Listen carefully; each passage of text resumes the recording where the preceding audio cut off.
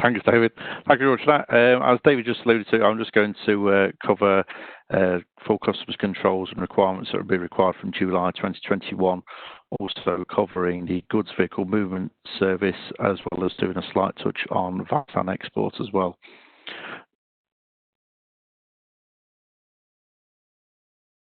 Okay, so full controls will be implemented from July 2021. Traders will have to make full customs declarations or use simplified procedures if they're authorised to do so at the point of importation on all goods and pay any relevant tariffs. Full safety and security declarations will be required, and border locations can either use the temporary storage model or the newly developed pre-lodgement model, which develops as an alternative where border locations may not have the space and infrastructure to operate temporary storage. The temporary storage model allows the goods to be stored for up to 90 days at HMRC approved temporary storage facility before the declaration is made, and government officials can carry out any checks before goods are released from the facility.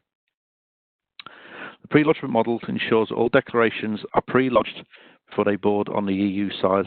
This will maintain flow. HMRC will introduce a new IT system called the Goods Vehicle Movement Service to support the pre-lodgement model for both imports and exports and to facilitate transit movements. If you choose to implement the pre-lodgement model and to use a GVMS, you will be required to, though, capture and check that the goods vehicle movement reference, the GMR, the reference code that will prove goods in that vehicle have the necessary declarations. Refuse boarding to any vehicles that have any invalid goods movement reference, the reference code that will prove goods in that vehicle have any necessary declarations. To avoid congestion, we ensure that any hauliers enter incorrect declaration references into their GMR envelope receive a message not to proceed to the port until a valid reference is entered into that GMR. We will also support hauliers to prepare to submit the right information at the right time. So for import and transit movements, send all valid GMRs that are collected to Her Majesty's Government via the GVMS at the point of no return, so that declarations can be arrived in the system as well as risk assessed en route, and so that the Office of Transit functions can be completed if at all applicable. For exports only then, we send the relevant GMRs to Her Majesty's Government when the goods have boarded so that we can record that goods have left the country. We'll also ask you to please work with us as well as your border location to help facilitate a process to ensure the person in control of the goods, for example on this occasion that the driver has received a cleared or uncleared message from Her Majesty's Government by the time that they arrive in the UK, so that they know whether their goods need to be checked for any purposes including transit. We're now going to move on to more detail on the steps each border needs to take to ensure that the control and flow are achieved through the pre-lodgement model using the goods vehicle movement service.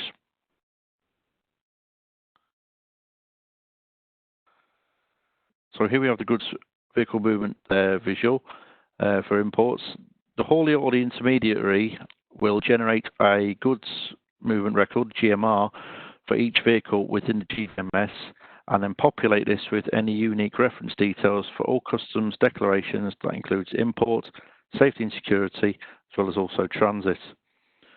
The ferry or the rail carrier at their location will then validate the GMR, which therefore triggers the automatic arrival of the goods, or if applicable, the Office of Transit function by sending that GMR to Her Majesty's Government. The transit goods only through independently capture the vehicle reference number. Her Majesty's Government will then carry out any possible risks on that declaration at the point of import, at which point the status update notification will be sent to the person in control of the goods before they actually arrive.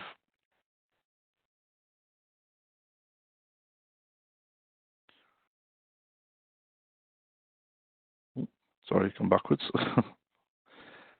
Just moving on to the exports slide, the exports visual. Is that this is very similar to the last GVMS visual, but this is an overview of the exports instead. But again, instead with exports, the haulier or intermediary will generate a GMR for each vehicle within the GVMS and then populate this with any unique reference details for all customs declarations. That includes exports, including the safety and security information, as well as also transit. You then need to await for permission to progress and proceed to the point of departure. GMR will then be validated when presented, which will in turn trigger the re-arrival process and the automated departure. The Majesty's Government will then receive notification the goods have departed and have also been exported. Moving now on to Baton excise. So the government announced that the budget from 1st of January this year, for 1st of January, so next year, 2021, postponed VAT accounting will be available to VAT registered businesses for imports of goods from all countries, including from the EU. Postponed accounting allows businesses to account for VAT on the goods they import through their periodic VAT return rather than pay that VAT or soon after crossing at the actual UK border. For excise, on the 1st of January 2021, the rest of the world rules will apply to imports and exports of excise goods moving between the UK and the EU. Businesses will need to complete the customs import and export declarations using the relevant codes for the duty paid or on suspended goods. So businesses move duty suspended excise goods to and from a tax warehouse to the place they enter and exit the UK. They must use the UK version of the Excise Movement Control System, that's the EMCS.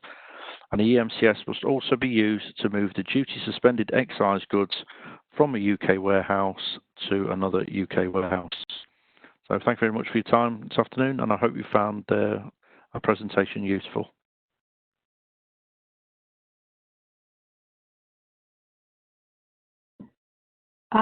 Thank you, Joel and David.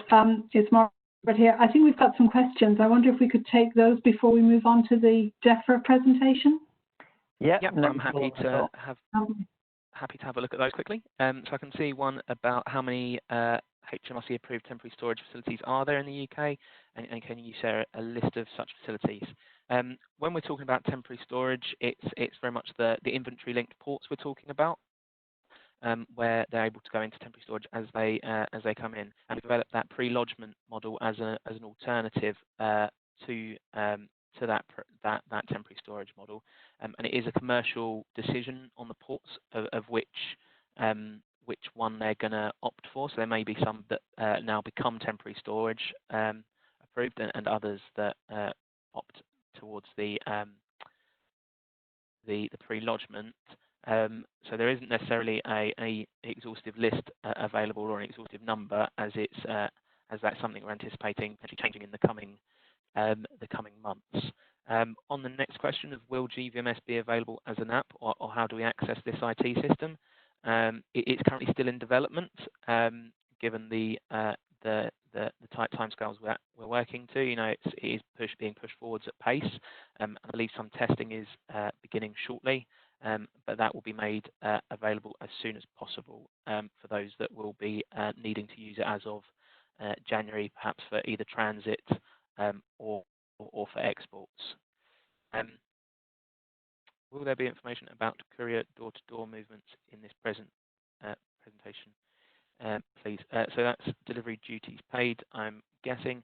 Not specifically today, as it's quite a specific element, but there will be more information available on gov.uk on that. Just going back a little bit earlier, David, we had a question about UK EORI numbers, and it was about whether you needed to have a UK VAT number to get, would an EU-based trader need a UK VAT number to get a UK EORI number? And I think the answer is no, you don't need a VAT number to have a that is my understanding. That's correct. Okay. I don't believe so. Yeah. When you're going to apply for a UK EORI number, you're asked whether you're based in the UK or elsewhere. And there is a question, and I think what it's asking is, do you need to present an EORI number and a UK VAT number in the UK? And again, the answer is no. I can see a couple of other questions as well. So if we wish to defer our import declarations and we are using customs broker to submit the declaration, does that require the customs broker to hold CFSP authorization? It depends who's making that supplementary declaration. If you decide to become CFSP authorized, you can make that supplementary declaration. But from the start, you don't to make the entrance in your own records. You don't have to be CFSP authorized. But to make that supplementary, that will need to be done by someone that does have that authorization.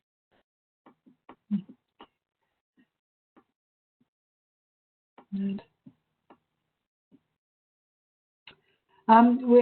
did you cover the one about courier door-to-door presentation? Sorry. I did indeed. Okay, thank you. And safety and security, yeah. I've been writing down all the questions, Margaret, so we can carry on and then do them at the end, if you'd like. Lovely, thank you. Thank you. And as more come along, we may have more to do. And if we can't answer any today, we will certainly take them away and send answers back through Christina and the team. So that's enough from me. And if I can hand over to our colleague James Sharp from DEFRA.